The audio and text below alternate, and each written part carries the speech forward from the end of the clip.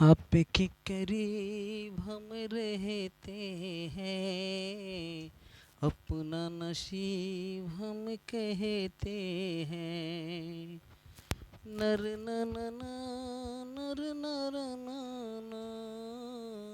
ला ला ला ला। तो चलिए मेरे प्यारे बच्चों, कैसे हैं आप लोग? उम्मीद है कि आप लोग बहुत अच्छे होंगे और अपने अपने पढ़ाई में व्यस्त होंगे।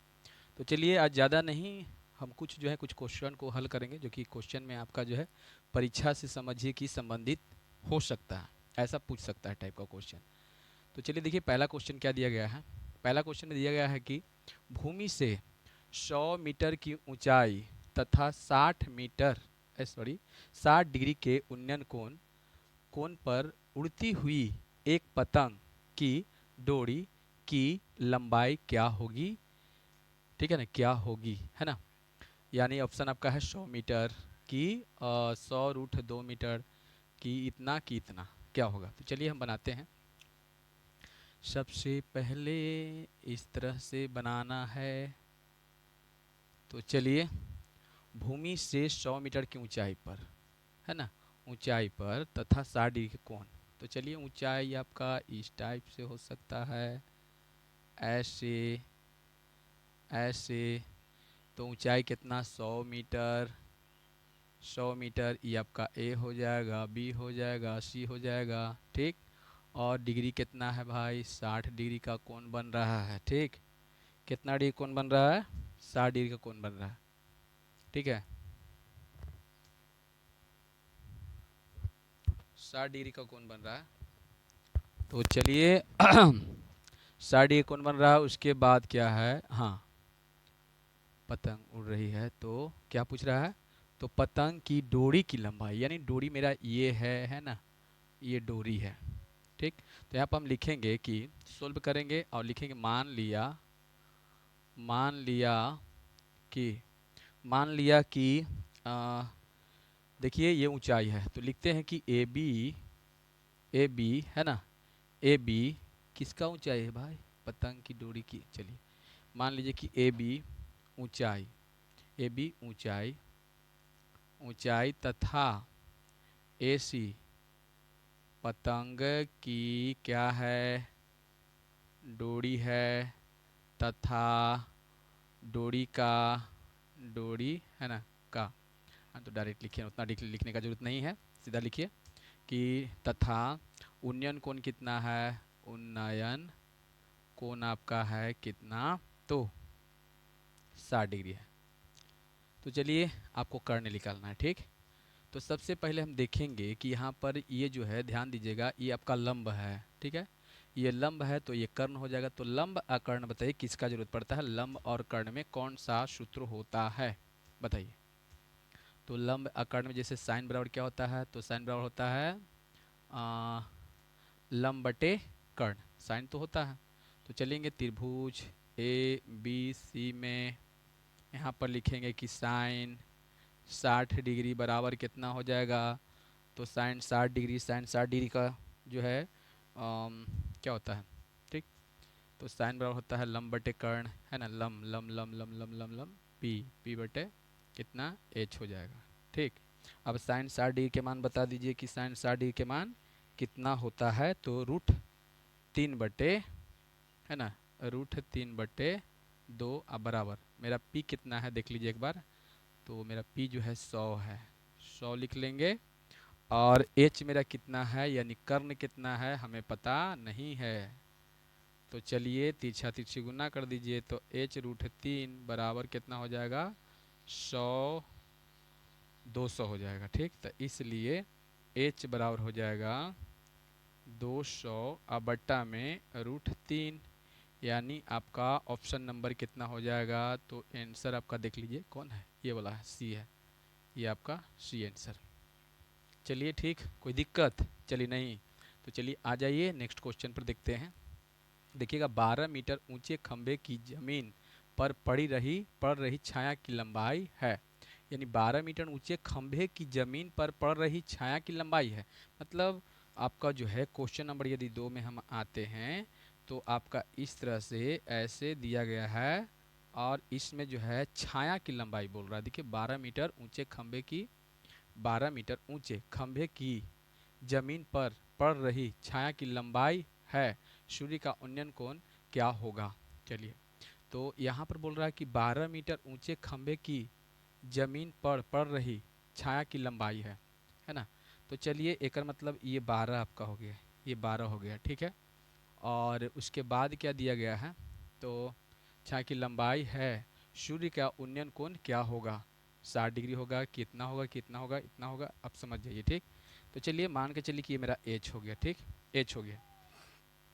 तो चलिए मान लीजिए आपका ए है, बी है और ये सी है, ठीक। तो मान लीजिए कि यहाँ पर लिखते हैं, सोल्व करके लिखते हैं, सोल्व सोल्व में लिखेंगे कि मान लिया कि ए सी खंबा की ऊंचाई है, ठीक, ऊंचाई तथा छाया छाया की लंबाई कितना है, तो लंबाई है आपका 12 मीटर, ठीक है, 12 मीटर है, ठीक है। तो हम इसका यूज करते हैं, 10 का यूज करते हैं, तो चलिए 10 हो जाएगा। 10 मेरा जो है यहाँ पता नहीं, हमको थीटा मान लेते हैं, है ना। तो 10 थीटा, चाहे 10 बी भी मान सकते हैं, ठीक। तो 10 थीटा बराबर क्या होता है, तो 10 थीटा बराबर होता है लंब बटे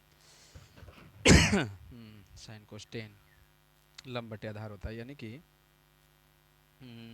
लंब बटे आधार, ठीक।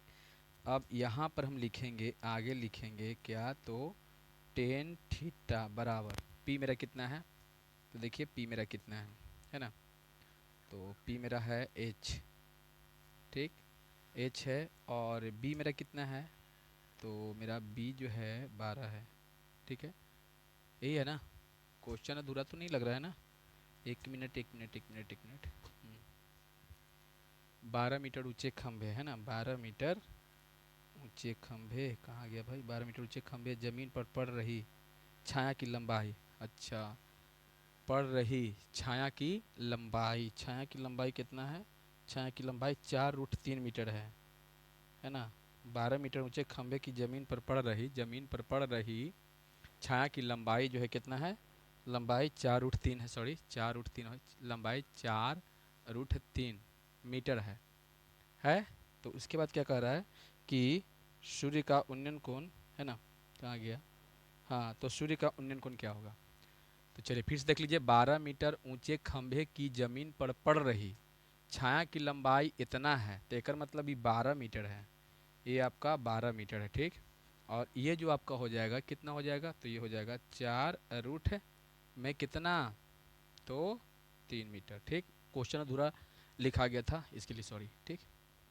चलिए देखिए, तो यहाँ पर तो बाकी सब ठीक ठाक है, मान लिया कि ये सब ऐसे ऐसे ऐसे, ठीक। अब यहाँ पर देख लीजिए, तो ये मेरा कितना हो जाएगा, एच मेरा कितना हो जाएगा, तो एच मेरा हो जाएगा 12, यहाँ कितना हो जाएगा, तो 4√3 हो जाएगा, ठीक।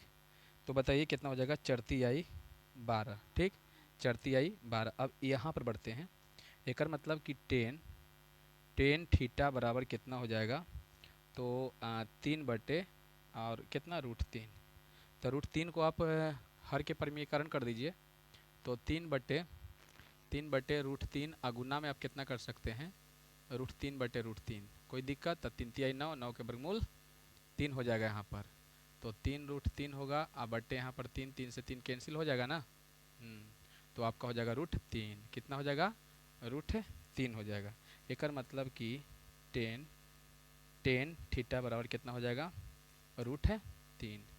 तो अब बता दीजिए कि 10 में, है ना, 10 में जो है √3 का मान कितना होता है, बताइए जल्दी जल्दी बताइए, कितना होता है, क्या 60 होता है। तो चलिए यहाँ पर हो जाएगा आपका 10 थीटा बराबर, ये 10 60 डिग्री हम लिख देंगे, ठीक है, 10 60 डिग्री लिख देंगे। अब बताइए, ये 10 जब याद किए होंगे कि 10 ए बराबर 10 बी एक सूत्र होता है, तो इसलिए ए बराबर होता है क्या, बी, होता है कि नहीं होता है, हाँ होता है। चलिए, तो होता है, तो यहाँ पर देखिए, इसलिए थीटा बराबर क्या होना चाहिए आपका, इसलिए यहाँ पर लिख दीजिए, इसलिए थीटा बराबर आपका कितना होना चाहिए, तो आपका थीटा बराबर होना चाहिए 60 डिग्री, ठीक है। ऑप्शन बताओ कितना हो जाएगा, तो चलिए ए आपका ऑप्शन हो जाएगा। ठीक, तो ये आपका आंसर जो है आपका ए होगा। आया बात समझ में कि कोई दिक्कत नहीं ना? चलिए कोई दिक्कत नहीं। तो अब चलते हैं हम क्वेश्चन नंबर कितना में। चलिए उतारना है तो उतार लीजिए, 2 मिनट रुक जाते हैं, आप इसको स्क्रीनशॉट मार लीजिए। चलिए उतार लीजिए।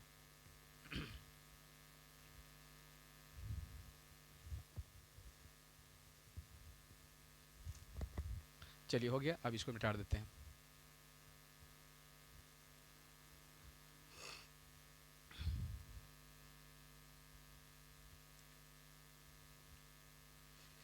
चलिए अब हम नेक्स्ट क्वेश्चन में चलते हैं। वो क्वेश्चन कितना है आप देख लीजिए, क्वेश्चन नंबर 3 है। तो चलिए क्वेश्चन नंबर हम 3 में चलते हैं। क्वेश्चन नंबर 3 में क्या है देखते हैं। क्वेश्चन नंबर 3 में किसी मीनार की ऊंचाई 10 मीटर, जब सूर्य का उन्नयन कोण 45 डिग्री हो तो मीनार की छाया की लंबाई क्या होगी।